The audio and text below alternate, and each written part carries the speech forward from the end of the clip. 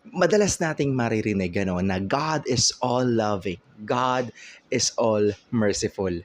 Pero aminin man natin o hindi mga kapatid, kapag binasa mo o natin yung Bible, may mga parts doon na parang hindi ata loving sa pandinig natin si God, na parang bang galit si Lord or bad trip ang Diyos. So, ano ba talaga? Kasi sa panahon natin ngayon mga kapatid, ang definition natin ng all-loving God ay para bang si God ay isang cool na lolo na kahit na anong gawin mong mali, gawin mong kasalanan at gawin mong kalokohan, ngingiti lang siya sa'yo. At ang sasabihin niya, nako apo, okay lang yan.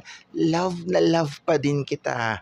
Tuloy mo lang kung ano ang gusto mo, apo, at tanggap na tanggap pa din kita. Pero sa Bible, ang Diyos ay hindi lang basta perfectly loving. Siya rin ay perfectly holy. Ibig sabihin, siya ay galit at ayaw niya sa kasalanan.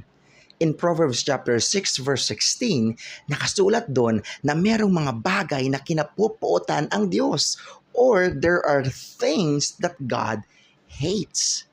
O teka, uulitin ko ha. There are things that God hates. May mga bagay na kinapupuotan, may mga bagay na ayaw at kinagagalit ng Diyos.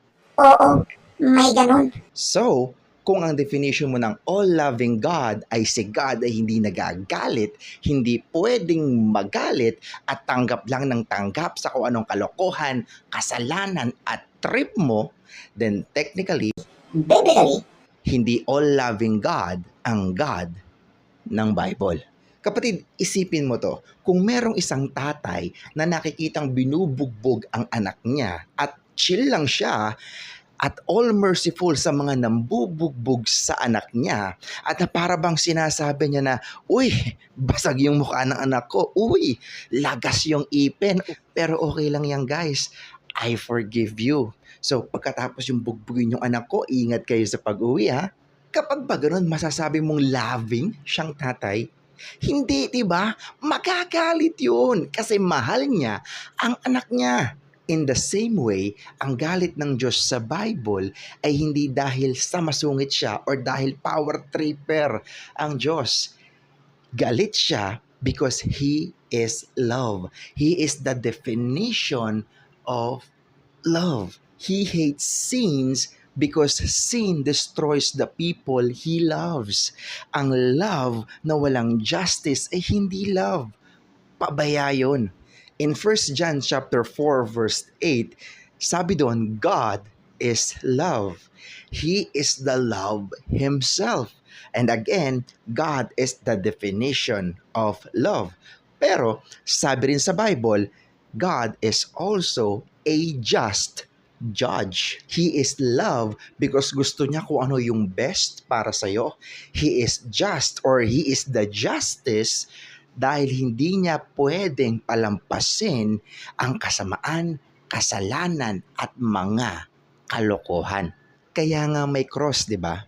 Doon sa cross, nag-meet ang love and justice. Si God, hindi lang niya basta hinayaan o pinalampas yung ating kasalanan. Binayaran niya ito para sa ating kaligtasan. And let's talk more about this sa next video. So, sa pinag-usapan natin ngayon, masasabi mo ba na all-loving si God?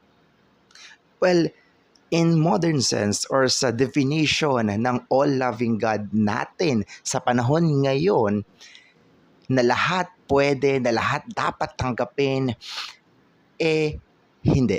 He is not all-loving God. Pero in biblical sense, na mahal ka niya enough para ituwid ka, mahal ka niya enough para protektahan ka at sabihin sa iyo ang totoo kahit ito ay masakit, then yes, He is all-loving God. Sobra.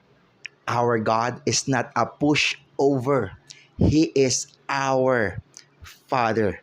At mas kailangan natin yung totoong perpektong mapagmahal na tatay at hindi yung cool na lolo lang. So therefore mga kapatid, in modern definition, God is not all-loving. God is not all merciful. But in biblical sense, yes, sobra.